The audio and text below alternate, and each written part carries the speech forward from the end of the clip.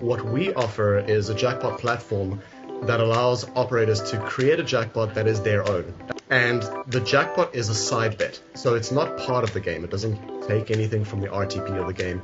It is an additional side bet. That's what allows operators to, first of all, bring something that runs on the strength of their brand. Players already trust the brand, and now if they're bringing a jackpot that is branded as part of the operator and not just a game provider, players will have that trust.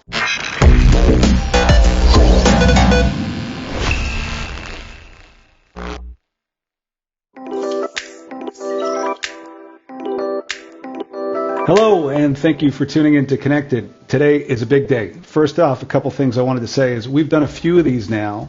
This is maybe episode number 6 or 7 that we've recorded, and maybe not all of them are out yet, but they're coming out. We're getting some really good feedback, and I want to thank everybody that's watched episodes of Connected and for giving me the feedback that we're getting. We're taking everything to heart, and we're going to get the right guests on and have the right sort of discussion. So thank you so much. But the second reason today is a big day is because we're talking to Peter Mareś from ThrillTech, who is not only a great inventor and designer of some really cool products through the years, and what you're going to talk about today, ThrillTech is one of them, but he's a good friend and someone that I respect highly and have worked with for many years and been a friend of for some time. So Peter, so good to see you. Likewise, Ashton. Wow, what an introduction. Thank you.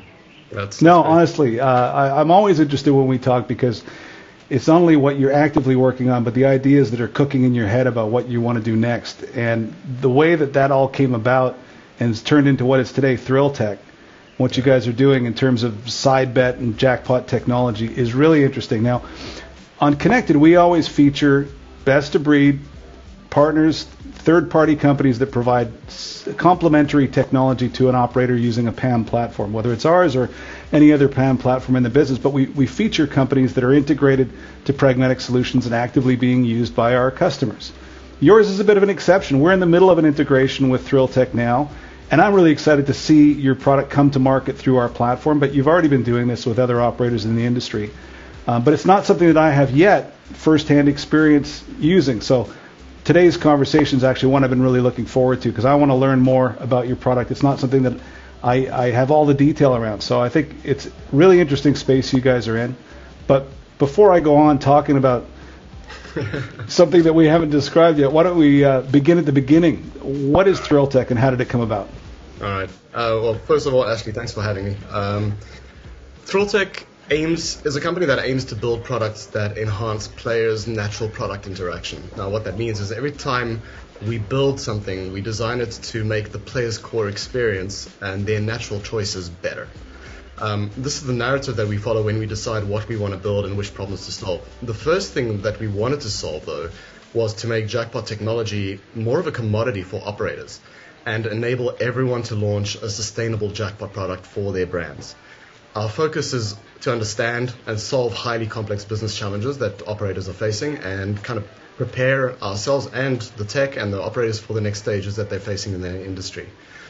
Our team is actually quite interesting because it's composed of what I consider to be the perfect mix of B2C and B2B professionals, which also gives us quite an enviable advantage in not only being able to build fantastic technology and products, but also to ensure that whatever it is we're building is truly fit for purpose for our customers. Okay, but jackpots, every operator offers jackpots. They're often organized and networked through the game providers. So yeah. What does ThrillTech do differently? So you're right. Everyone has jackpots of one or another kind, but they're always via the game. What we offer is a jackpot platform that allows operators to create a jackpot that is their own, a branded jackpot, right? And they can offer that jackpot product over any user interaction. Usually the common case is offered over all of the games in their portfolio, right? And the jackpot is a side bet. So it's not part of the game. It doesn't take anything from the RTP of the game. It is an additional side bet. And that's what allows operators to, first of all, bring something that runs on the strength of their brand. Players already trust the brand, and now if they're bringing a jackpot that is branded as part of the operator and not just a game provider, players will have that trust. And so that's really what we bring. Now, jackpots, everyone understands the fundamental concept of a jackpot, And maybe over the course of this conversation, we'll dig into like how we've learned how much depth there is behind this very simple, fundamental concept. Okay, so first and foremost, it's trying to stimulate player engagement and give another proposition for the player to participate in that's above and outside of the game that they're playing itself. So they could be playing a slot game that also has a jackpot, but above that, the operator is running sort of a global jackpot across their entire portfolio of content, and this game may also subscribe to that jackpot? Yes. In fact, the way it works is the games aren't even aware that the jackpot is there, right? So yes, the operator can choose where to put the jackpot. Usually, they put it over everything that they have, right? So if you imagine a casino tab, and they have hundreds or thousands of games, whichever game that the player opens up, the operator jackpot, which is player funded as a side bet, is available to them to opt in or out of, right? And so it does become a side bet, and what we do is we make sure that the jackpot maths is something that resonates with the player. So there is not a single one of our customers that has the same jackpot. We build bespoke jackpots for every single operator, and we can only do that once we understand the audience, what the objectives are of the operator, what they want to achieve. And we firmly believe that jackpots, to be truly successful, need to be perceived by players as winnable. They need to believe that they can be won, right? So it's all good and well to have these 15 million or 20 million or 30 million euro or pound jackpots, but after a while people realize, well, it's really unlikely that anyone's going to hit that ever, right? Especially if they're not seeing that they're being hit. We want to focus on the more achievable values. So, and we do that not only by creating good maths, but also working with the operators to show and build confidence in the player base that they can see that jackpots are being won on a regular, frequent basis. Okay, so, and if the jackpot contribution is made by the player, they opt in to the jackpot when they launch the game? They opt in whenever they want. So the ideal user flow is that the jackpot, because it's an operator jackpot, it's just a product that the operator is offering, but they would be marketing it themselves, even on the lobbies, in the game pages, landing pages, and so on. When a player is introduced to the concept of the jackpot, once they understand how it works and what they can win and what the odds are, they can opt in. The opt-in is available ideally everywhere, as well as the opt-out. Once they're opted in, they can kind of forget about it. It's like a gym membership, right? You're in, and now you're participating. And then every time that they make a bet in the core product, which is the games of the game providers, an additional side bet is made on behalf of the player, which is the jackpot side bet. And that side bet is a premium on top of the stake value in the game, or is it funded by the stake value of the game? No, so there's nothing to do with the bet that goes into the game. It is literally a side bet. So, for example, if you're playing one of the slot games and you might be betting €1 per spin, and you're opted into the jackpot for 10 cents, you would be betting €1 to the game, and then an additional 10-cent transaction would be coming off of your account for the jackpot side bet. And how is the jackpot then displayed? Is this something the operator would put in the header of the page or outside the frame that the game is loaded in? Yeah, it's a really good question, because so usually it is put outside. It has to be put outside the game because we don't want to interfere with the UI of the game. We've built a massive library in Figma of user flows, positioning of the widgets themselves, which whenever we engage with a customer, we give them access to the entire library, and they can pick and choose how they want to move forward, or they can just use that as the basis for where they want to take the product from a visual perspective. Now, a lot of operators will either have it on the bottom bar or on the top bar, but some will have it as a kind of a slide out. You know, it all depends on what the experience is that the operator wants to present to the player. So let me get this straight. So I integrate with ThrillTech. You have a back office where I, as an operator, construct with your consultation some jackpots to run across my casino. And I decide the events that will be the opportunity for the player to make a contribution, presumably when they make a bet in a game. But could it be other things? Could I earn an opportunity to play against the jackpot from events outside of the game, like when I make a deposit or by finishing KYC process or other things? Yeah, absolutely. Now, first of all, jackpot maths, we don't make that available to our customers to tweak or edit themselves. So we're in full control, but we work closely with the operator to create the maths, simulate it out, show them how the jackpot will perform over time. No, but within your math models, I might have a small, a medium, and a yes, whatever, the large, for lack of a better creativity at the moment. But I could design the type of offering, the type of bespoke, on-brand jackpot offering I want to have. Absolutely. Okay. And I'm glad you called out that it doesn't have to just be over a game. You can put it over any user interaction. So we have had our jackpot system be put over deposit flows to incentivize players to use particular payment. Great idea. Right? Yeah. Anything that a platform can generate an event from or for can be used as a driver for a jackpot contribution, right? You can put this over sportsbook, so you can put this over live casino, anywhere, right? One of the more outlandish examples that I try to use to give an example is you could even put it over CS conversations. That for every 100th smiley that is sent by a player, the 100th smiley gets €50 cash. This is the kind of stuff that. Okay, so the point being that it's event driven. You can decide whatever event constitutes a try against the jackpot, but then it could either be funded by the player or funded by the operator or both. And my mind's going a little bit crazy here, thinking of things. Can I seed the jackpot if I want to? Create an attractive value from the start, and then have that be contributed up to could I put a must drop? This must drop when it hits 20,000. Absolutely. What kind of flexibility is there? All of the things that you mentioned and more, right? Excuse me. So our standard approach to engaging with customers is to start with a player-funded jackpot. The reason we do that is, well, customers tend to trust you more when you're making them money, right? So once we get the player-funded jackpot in place, then customers start exploring the product a bit more. Of course, we support promotional jackpots like the other platforms do. Those are operator-funded jackpots. We support fixed odds. We support progressive mechanics. We support a lot. And yes, you can choose how the jackpot is seeded, how it's reseeded, how it's funded on each win. You can even choose how the bigger value jackpots are paid out. They don't have to go to a single player. You can actually reward the main winner with a large portion of the headline value. Mm-hmm. Then you can distribute the remainder to a variety of demographics. So we have this concept of community payout strategies, and we're continually building new strategies. You don't have to lock yourself into one strategy, though. So you might want to say, out of the remaining 30% or 40% of the jackpot, we want to give 20 random players that were active over the last week, just drop them 10% of what's remaining.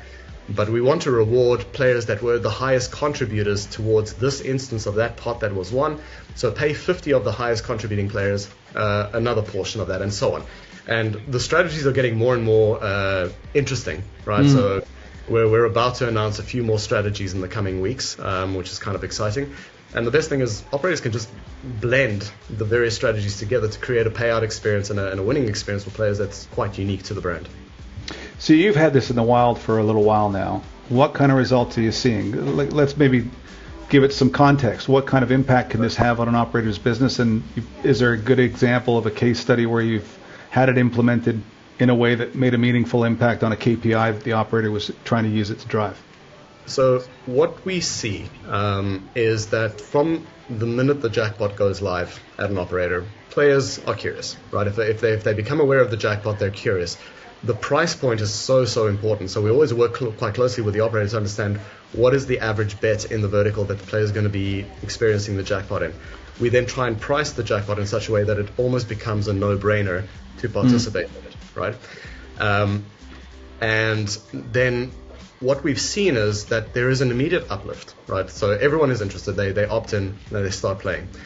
Depending on the level of feedback, player feedback that the operator has created, for example, winner feeds, and how those wins get notified to the players participating, the resulting opt-in is kind of a function of that, right? So the more players trust in the jackpot, the more players will remain opted in, and the more engaged they'll be.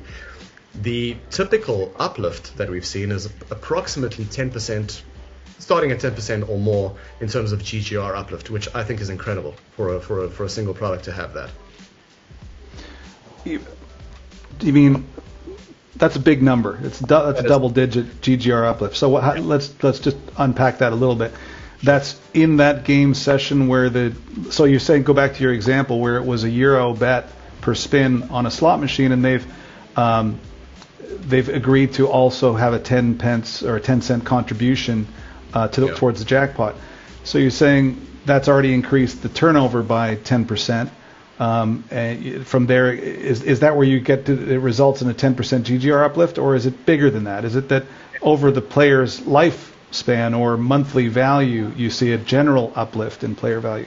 It's the general uplift that we're seeing. And because of the way our GGR works in our product, it's really non-volatile GGR. So for every contribution, if the operator is running, let's say, a 75% or 80% RTP jackpot, I'm going to say almost guaranteeing that at the end of the month they're going to walk away with 20% of all the contributions made, right?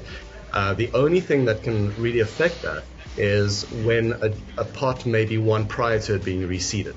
So that will incur a bit of a cost out of that hold.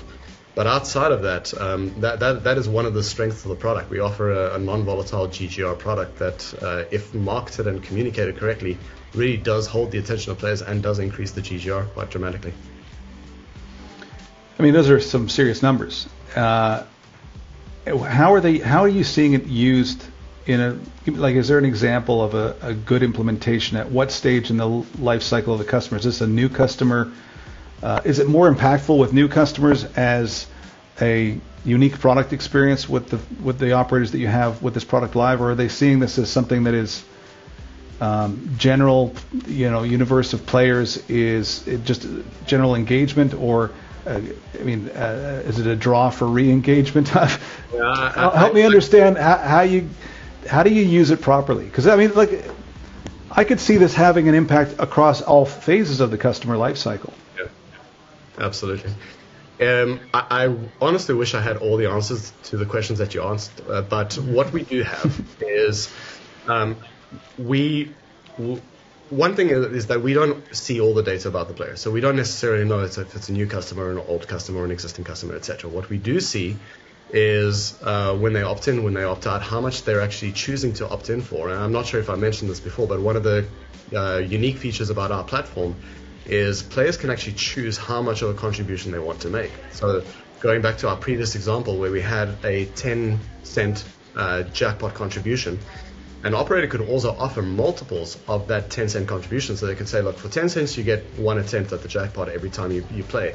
For 20 cents, you get a double attempt. Or for 30 cents, you get a triple attempt. So we offer this concept of an increased bet for an increased chance of hitting the jackpot, right? What we do see is that, and I think this is almost logical, when you have players that are min betting in the games, and the min bet is maybe 10 cent or 20 cent in the game, they're less likely to bet another 50% of that game bet into a jackpot, right? But when you have players betting 40, 50 cents, €1, €1.50, they're incredibly likely to also attach what they now consider to be an obvious additional side bet to their wager, right? And when you couple that with the mechanics that we really try to focus on, is that, to speak to your example, that 3-tier of small, medium, and big, or what we call minor, major, mega. Better. We like to see the minor jackpot hit very frequently, many times a day, right? And that's what we kind of aim for, in a way that obviously doesn't create cost to the operator, but also does create additional liquidity of funds going out of the jackpot into players, and then they reinvest them into the games, they reinvest them back into the jackpot contributions.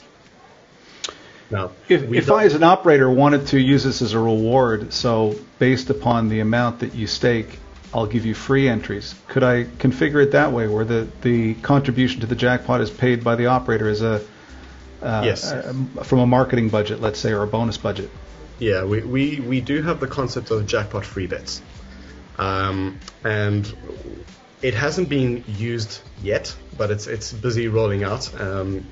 And the idea is that you can actually use jackpot free bets to incentivize players to just try out the jackpot, right? So, and there are a lot of gamification or mission tools that can be used to achieve the opt-ins. So if you opt into the jackpot, you get €1 or €2 worth of jackpot free bets, or 20 contributions, right? So that kind of gets the player into the product if you need more incentivization. So absolutely, operators can offer that. They can pay for the contributions. And obviously, if they can do the free bets in that model, they can also reward players with additional free bets into the jackpot. It's just an additional cost for the operator at that point. So you touched on something earlier. You said you don't see who the player is or any identification information about the player to know if it's a new customer or an old customer or any other profile. So that kind of leads me to talking about the integration. So what do you need to connect to offer your service, and how heavy a lift is that for the operator that wants to integrate ThrillTech's jackpots? So one of the things we focused on was to present an offering that could be kind of integrated in two different ways. We started off by presenting a self-hosted solution because we believed that the operators nowadays are more interested in data security and data privacy than ever before. And so we offer our technology as a technology that can be deployed by the operator into the operator's environment. And they are responsible for change management. Then we have no control. We have no access to the databases. We have no access to the servers. And the operator controls when they upgrade and which versions they upgrade to. We have an operator that's been running on a version that's 1.5 years old. They're super happy. They're still making money. They don't want to touch it, right?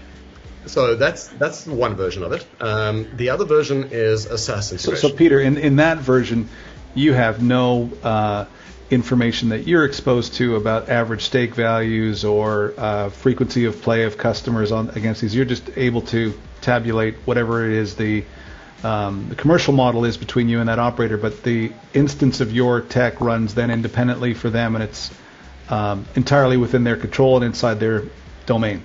Correct. The only type of feedback we get from those instances are reporting aggregates, so that at the end of the month we can reconcile with the operator. Right. Got it. For invoices, right? But outside of that, we are completely locked out of the tech, and by design, to give the operator full security and privacy on their data and how they use the platform. Okay. Or you said you have another option. Yeah. So we offer the standard SaaS solution. So we host the platform, and operators integrate. There's multiple integration options. We have, because it's an event-driven system, there's obviously a back-end integration which creates the jackpot bets. That's quite a simple point of integration, just making calls out to our API. Then we have the wallet integration. Now that can be one of two things. We have our own API, which a lot of operators tend to prefer to integrate because it's standardized, and we guarantee that all of our products in the future will work against that. Or we can do a reverse integration if it's not possible to consume ours. And then finally, it's about the front-end integration and receiving the jackpot update events, receiving the win events, being able to opt in. And we have really focused on providing different ways of integrating, because every operator's stack is different, every platform is different. They have preferences, and I'm pretty happy to say that we have always been able to cater to the various preferences, and there's multiple ways of solving one piece of the integration to satisfy the operator's needs. And I guess you'd want to publish and promote any win, because it comes back to that sort of trust. Players want to know that somebody's winning these jackpots, even if I'm not winning them. So you're publishing all win events as a stream that can be presented in the UI by the operator to create some sort of winners, integrated with whatever other winners streams that they have to promote that someone is getting the jackpot and you could be next. Exactly. So we have the streams. We also have APIs for latest winners, right? So you can the front end can call an API and go, give me the 20 last winners on all of the jackpots, or give me the 20 last winners per pot, right? So you can really present this how you want. And then the events are just there to kind of create that excitement, like, oh, something's been won, someone's hit this. And it does really cool. Dynamic experience. How did you come up with this? To be fair, I kind of stumbled into it, right? I had been building a game server, a gaming platform, and there was a jackpot system as part of that. Blue Ribbon had actually validated this, right? Right. Yeah, I remember. They laid the groundwork for this. They did a brilliant job. They introduced it. But then, as we know, Blue Ribbon left the market. And so there was a niche, and it's not just us that are here, right? There are a few providers out there. We're aware of this. But I think it is a niche product. It is a new product. And but I do believe that over the next 12 to 18 months, having operator-level jackpots will become a commodity. It'll become the standard, not just a nice-to-have feature ad, right? It'll become a standard as part of a new brand or an existing brand. And you mentioned that there are others offering similar types of products. So what do you guys look to do to stand out in that market? So we just focus on building the best possible technology we can. We also understand that the tech being great is not good enough, right? You need to have a fantastic service team. You need to make the customers feel like they're important, like their business is important to you. And that's what we do. We stand out. So we have very strict SLAs. When there are technical issues, we try to get to the customer as quickly as possible and respond to those. We have ongoing dialogues. Every week we're speaking to our customers, understanding what's going on, what are they thinking, what do they want to do next. And so I think it's that service level that happens after the integration that we really excel at. We try and maintain the relationship. We build it. We build our relationships on honesty. We do not pretend to have something we don't, but we also don't shy away from boasting about the stuff we do have. And I think customers resonate quite well with that. Right? They know what they're getting. They can trust us. They love the product. It's making them money, and it's a win-win. Peter, it sounds great, and we can't wait to have ThrillTech live on the Pragmatic Solutions platform. That's coming very soon, and then once integrated with us, as you know, you're integrated to every customer that uses our platform. So this is a product that any Pragmatic Solutions licensee will be able to take advantage of with just some commercial arrangements and specific production credentials arranged with you guys, but then they're good to go. I can't wait. I think it's a great product. Peter, before we close, there's a couple things on my mind. First is I can't believe I'm actually saying this, but the time has come when I have to say, don't forget to hit like and subscribe. If you're watching this episode or any other episode of Connected and you want to hear more good conversations like this, please hit subscribe and make sure you hit the bell as well so that you know when we upload new episodes. See?